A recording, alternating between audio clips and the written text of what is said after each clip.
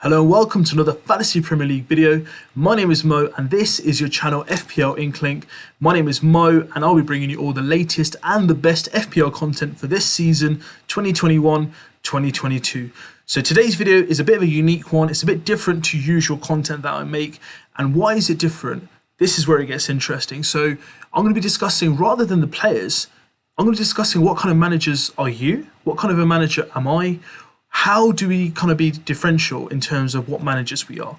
What is our overall objective of playing FPL? We want to win the game, right? So we want to be number one at the end of game week 38 when the game finishes and we have our overall rankings for the season.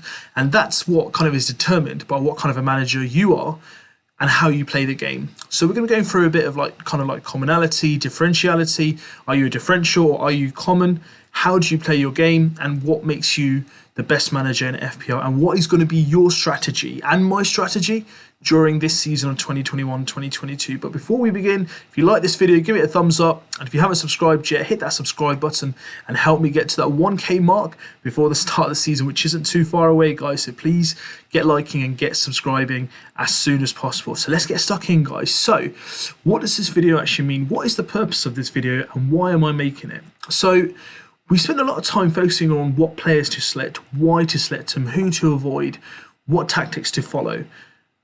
But we should take a moment and just think, what kind of tactics should we make for ourselves? I do see, a lot of creators on YouTube and, Twitter and other social media outlets that people put out and people giving their thoughts on what the generic kind of FPL managers should follow and what the trend should be. What makes this game so beautiful?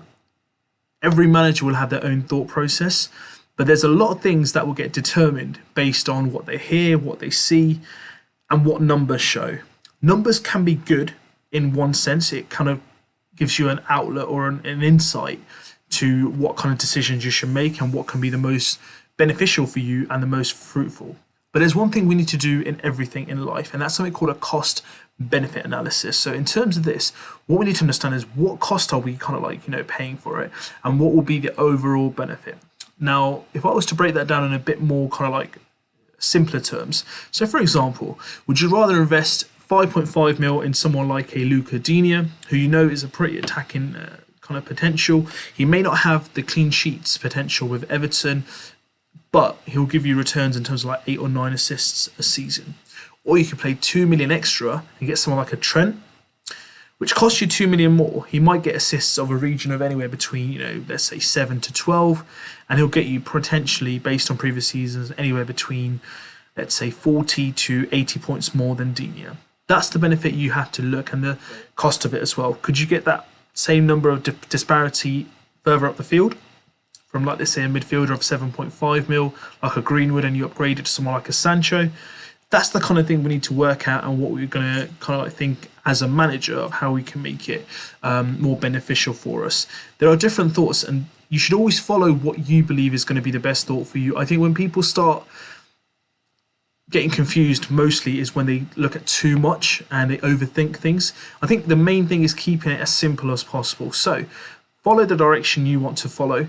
Follow what you feel is going to be the most beneficial for you. So, for example, there are many managers at the moment who are putting out their drafts and teams that have different formations. So I like to go 4-4-2. There are many managers in this game who think, they prefer 3-4-3 or 3-5-2. Again, that's down to your style. I kind of like to invest in a premium, 2 medium range and 1 budget 4.5. That's just the way I like to spend my funds. But if you like to go, Robertson, Trent, and let's say a Luke Shaw, so you've pretty much got 2 premiums and a mid-range defender. That's a lot of budget in your defence, but you may not have those funds available for you up front. So you might be damaging your chances in terms of getting another premium, or let's say a mid-range premium like a Mahrez, Son, or like a Sancho, for example. So that's the kind of things we look at as well. And in terms of general kind of preparation and what you would like to do, that's your decision. But I will always say, one of the things I'm guilty of is I always look at teams percentage owned by, in terms of how many players or managers own a player. Now, some managers don't like to look at that. I try my best not to, but it's so easy to get caught into that. So I would say the best things to do to play this game is watch form and watch fixtures. So the two F's are the key, is form and fixtures. Sometimes watching a football game, you may see someone like, let's say Sterling. He didn't have a great season last season in terms of his numbers for FPL. He's still priced 11 mil. And I think, yes, it's a bit expensive based on last season, but he's proved seasons before where he's got like 3 seasons of 200 points, around 180 plus. So he can do it on the big stage and he can prove it. Now, what you need to look at sometimes is, let's say, for example, Sterling, they start off with Spurs. He might not score. He might not get an assist. He might just get 3 points or 2 points based on a clean sheet and minutes played. But you can have a look in the game of what positions he's getting in. Is he getting chances? Is he not finishing them? Is he unlucky? Has he scored a goal and it was offside? Was he tripped and a penalty was almost given but it wasn't a penalty? Along those kind of lines. So you look at what form they're showing in those games, and if you see some really good fixtures after that, let's say some green fixtures that you might see in terms of difficulty, there's no harm in getting them in. Just because someone's bagged in 3 goals and 1 assist one game doesn't mean they're going to be in form for the next game. Most likely they will be, but you need to also look at what form they're showing as well. So form is quite key, and fixtures as well. Not to say that some difficult fixtures might not get you the points, but sometimes you need to basically just take advantage of what fixtures come along. So for example, double game weeks, when they come along, are you going to have players, someone like a Fernandes who's got, let's say, Leeds and Norwich, or if you're going to choose someone like Salah who's got like City and Chelsea? Those are the kind of decisions which also come handy. So as a manager, there's 2 ways you can go about it. You can either be a differential, where you can choose a few differential options and you want to go brave and you want to go big if it comes off. Or you can be a common manager who kind of like follows the common trend, kind of plays safe, chooses the common captaincy option like Salah, for example, and that might be the best strategy for you because you might have the ability to kind of like make changes elsewhere, which might give you a few differential aspects. But there's no right or wrong, guys. This is your team and this is your way to build it. What I would say is try not to copy anyone else from social media. If you're going to play this game, play it yourself, play it with the best of your ability, and give yourself the best shot of being number 1. You won't be number 1 if you copy someone else from, let's say, 2 or 3 game weeks on, because you'll never catch them up. And the best thing is from this is you rather live and die by your decisions that you make rather than errors from anyone else. So that's the biggest tip I can give you. If you want to be differential, be brave. There's nothing wrong with it. I've done that in the past. It's worked at times and it hasn't worked.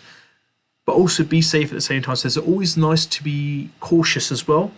Don't go too differential in the sense that it can be not only just rewarding, it can be damaging, but also play it to a level where you have a balance of being risk and kind of like risk averse as well. So that's the kind of top tip for me, guys, in terms of your management. So in terms of like formation, 3-5-2, 4-5-1, there's nothing wrong with that.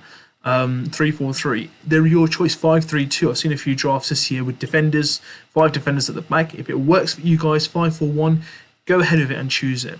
The one thing I'd say is try to limit the amount you spend on your bench, but if you want to make a strong 15-man squad, be my guest. But in regards to that, that's your choice. Stick by it, make those changes, and if it suits you, it will reward you in the long run. Remember, guys, this is not just a race for 1 week, it's a 38 game week marathon. And that's why I thought I'd do a video on basically in terms of like how we think as managers. Are we taking time to understand that? Are we someone who like to be different in terms of a differential manager, or are we a common manager, or are we somewhere in between where we like to be common but we also like to balance that with a bit of differentiality? Whatever suits you guys, feel free to kind of play your strategy and allow it to be your best team for the game itself and be number 1 in the game. That's what our aim is. So be the manager you want to be and enjoy the game week itself. So that was a video, guys. It was a bit different. I hope you enjoyed it. It was a bit more about how I could get you thinking about your strategies and how you want to play the game. Let me know what your thoughts were. Did you like this video? It was a bit different. If you'd like to give it a thumbs up, if you also want to subscribe to my channel and get me close to that 1K mark, hit that subscribe button and join the FPL Inkling family. Also, join the league on the FPL game by typing in the code which you see on your screen on the bottom left. And let's have a great season for FPL itself. Have a good one, and I'll see you guys soon.